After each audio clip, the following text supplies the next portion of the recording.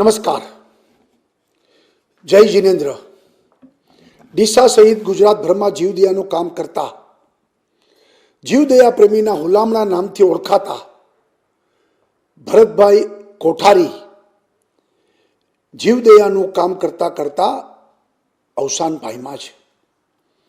જૈન મંદિરે દર્શનાર્થે જતા રસ્તામાં શ્વાનને બચાવવા જતા અકસ્માતથી પોતાના જીવની આહુતિ આપી છે.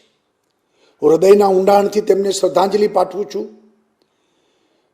છેલ્લા ઘણા વખતથી અબોલ જીલને બચાવવાનું ઉમદા કામ ભરતભાઈ કરતા હતા. પાંજરાપોળ સારી રીતે ચલાવતા હતા. પશુઓને કતલખાને જતા અટકાવવા તેઓ સતત સંઘર્ષ કરતા.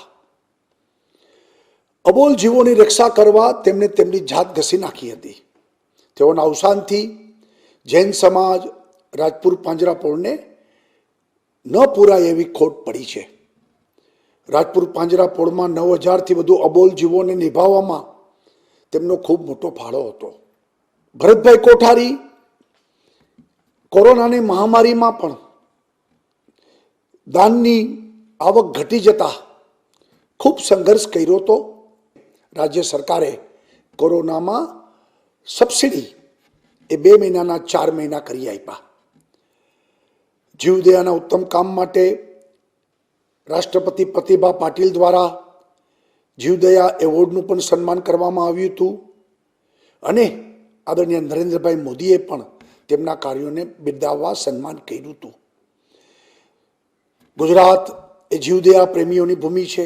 ભાઈઓ બહેનો, અહિંસાના આદર્શોને જીવંત રાખવા આપણે સૌએ સંગઠિત અને સક્રિય બનીને જીવદયાના કામને વધુ વ્યાપ આપીને ભરતભાઈને શ્રદ્ધાંજલિ આપશું. જય જિનેન્દ્ર. જય જય ગરવી ગુજરાત.